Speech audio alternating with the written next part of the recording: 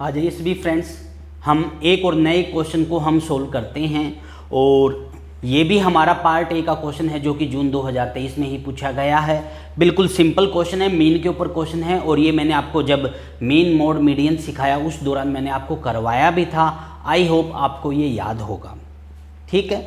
और मैं हमेशा ये कहता हूँ बच्चों, जब भी आप स्टडी करते हो अवेयरनेस पे पूरा ध्यान दीजिएगा, ठीक है। आइए समझते हैं, बिल्कुल सिंपल क्वेश्चन है।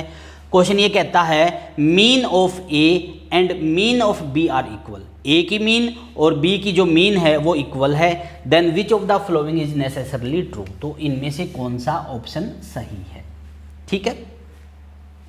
देखो बच्चों, मीन निकालने का आपको फॉर्मूला पता होना चाहिए। मीन निकालने का फॉर्मूला क्या होता है बच्चों? सम ऑफ द ऑब्जर्वेशन अपॉन में total element, number of total element, ठीक है। एग्जाम्पल के तौर पे मान लीजिए हमारे पास 3 मेंबर है 1 2 3 और मुझे ये कहा जाए इनकी मीन बताओ क्या होगी, या 4 मेंबर होते और ये कहा जाता है इनकी मीन बताओ क्या है, तो हम क्या करते हैं, इन चारों को सम 1 + 2 + 3 + 4 और अपॉन में 4 करते, तो कितना आ जाता है मेरे पास 10/4 यानी कि 5/2 यानी कि 2.5, ये मीन आ जाती है हमारी। क्लियर है? क्या कहा गया है, ए और बी कोई 2 सेट है जिनकी मीन इक्वल है। तो पहला ऑप्शन ये कहता है क्या गिवन है, मीन ए की और मीन बी की इक्वल है, ठीक है। जैसे एग्जाम्पल के तौर पे ए को अगर मैं मान लेता हूँ, क्या ए को अगर मान लीजिए मैंने ये कहा 1 2 3 4 और बी को अगर मान लीजिए मैंने क्या कहा, बी को मान लीजिए मैंने कहा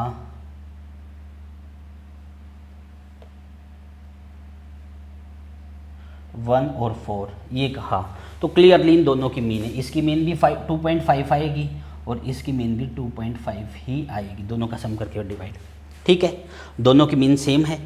तो क्या क्या कहता है option number first, sum of the element in A and sum of the element B are equal. कहता है अगर इन दोनों की मीन सेम दे रखी है तो इसका मतलब नंबर ऑफ द एलिमेंट का जो सम करेंगे ए के अंदर करो या फिर बी के अंदर किया जाए वो इक्वल आएगा। तो हमारा जवाब होगा नो, ऐसा कोई ज़रूरी नहीं है। जैसे ये रहा, ए के एलिमेंट का सम तो 10 आएगा, बी के एलिमेंट का सम 5 आएगा। इन दोनों की जो है मीन तो आपस में इक्वल है, लेकिन ये दोनों आपस में इक्वल नहीं है, यानी कि पहला ऑप्शन क्या हो गया बच्चों, डिस्कार्ड हो गया। और ये तो वैसे भी दिखाई दे रहा है क्योंकि फॉर्मूला क्या बनता, देखो दोनों की मीन इक्वल होने का मतलब क्या है, सम ऑफ द ऑब्जर्वेशन अपन में टोटल नंबर ऑफ एलिमेंट, ये है इक्वल आ गई कट के। अब कट के कोई दोनों चीज़ इक्वल आ रही है तो नंबर ऑफ द ऑब्जर्वेशन दोनों की सेम आए, ये कोई ज़रूरी नहीं है। यानी कि पहला ऑप्शन क्या हो गया बच्चों, डिस्कार्ड हो गया। और मैं हमेशा आपको कहता हूं जब भी क्वेश्चन सोल्व करो काउंटर एग्जाम्पल से ऑप्शनों को डिस्कार्ड कीजिए। अब तीनों में सेकंड थर्ड फोर्थ में कंबाइन मीन पूछी गई है और कंबाइन मीन का मैंने आपको फॉर्मूला बताया था, फिर से मैं आपको बता देता हूं। मान लीजिए 2 मीन है, फर्स्ट मीन x1 कह दिया, सेकंड मीन मैंने x2 बोल दिया, ये मीन है, ठीक है। और मान लीजिए नंबर ऑफ द एलिमेंट यहाँ n1 है और यहाँ number of the element n2 है।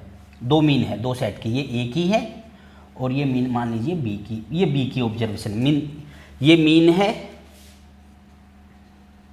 और ये नंबर ऑफ एलिमेंट, ये मीन, ये नंबर ऑफ एलिमेंट, ठीक है। तो कंबाइन मीन की अगर मैं बात करूँ, किसकी बात करूँ बच्चों, कंबाइन मीन की अगर मैं बात करूँ तो इसका फॉर्मूला होता है, क्या होता है बच्चों, पहले की मीन इनटू में number of element in the first, second की मीन इनटू में number of the element of second upon में number of the element first plus second, ये फॉर्मूला होता है।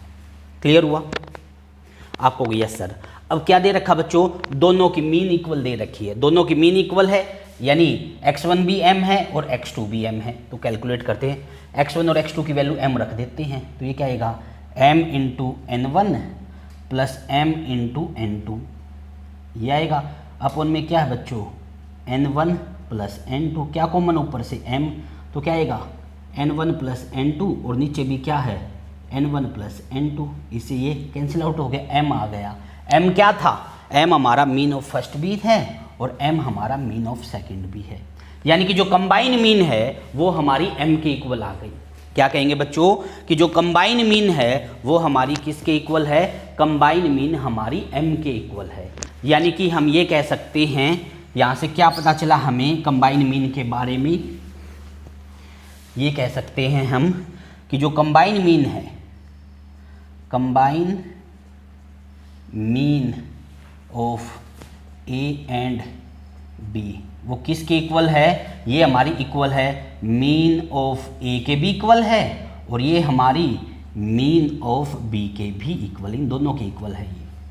ठीक है, आओ सेकंड ऑप्शन, कंबाइन मीन किसके इक्वल कहता है? मीन ऑफ ए इंटू में मीन ऑफ बी, इन दोनों की मल्टीप्लाई। जी नहीं, या तो ये कहो मीन ए की इक्वल है या मीन बी की इक्वल है, तो सेकंड भी डिस्कार्ड हो गया। थर्ड क्या कहता है? कंबाइन मीन किसकी इक्वल है? Mean of A plus mean of B, ये भी डिस्कार्ड हो गया। क्यों? क्योंकि कंबाइन मीन किसकी इक्वल है? या तो मीन ए कहो या मीन बी कहो, तो ये भी डिस्कार्ड हो गया। Fourth, combine mean of A and B equal to mean of A, तो क्या कहेंगे? ऑप्शन नंबर फोर्थ हमारा सही है। क्या कहेंगे बच्चों? ऑप्शन नंबर जो फोर्थ है ये हमारा बिल्कुल सही है। अच्छा, यहाँ ए की बजाय अगर यहाँ क्या होता? बी होता, तब भी फोर्थ ऑप्शन हमारा करेक्ट होता। क्या गिवन होता? ए की बजाय हमें बी गिवन होता, तब भी हमारा ऑप्शन नंबर फोर्थ हमारा करेक्ट होता। ओके, आई होप आप सभी को ये जो क्वेश्चन है अच्छे से समझ में आया होगा। यहाँ पर कंबाइन मीन का कंसेप्ट आपको पता होना चाहिए था। जिस भी स्टूडेंट को कंबाइन मीन का कंसेप्ट पता था उसके लिए ये क्वेश्चन को सोल्व करना बिल्कुल आसान था। ओके, आई होप आप सभी को ये क्वेश्चन समझ में आया होगा। फ्रेंड्स, अगर ये क्वेश्चन आपको समझ में आया तो प्लीज़ वीडियो को लाइक कीजिए, शेयर कीजिए और सब्सक्राइब कीजिए, और अपना कमेंट करके ज़रूर बताइएगा हमें फीडबैक कि आपको ये हमारी वीडियो कैसी लगी। ओके, तो हम नेक्स्ट लेक्चर के अंदर हम बाकी क्वेश्चन को सोल्व करने की कोशिश करेंगे। Thank you friends.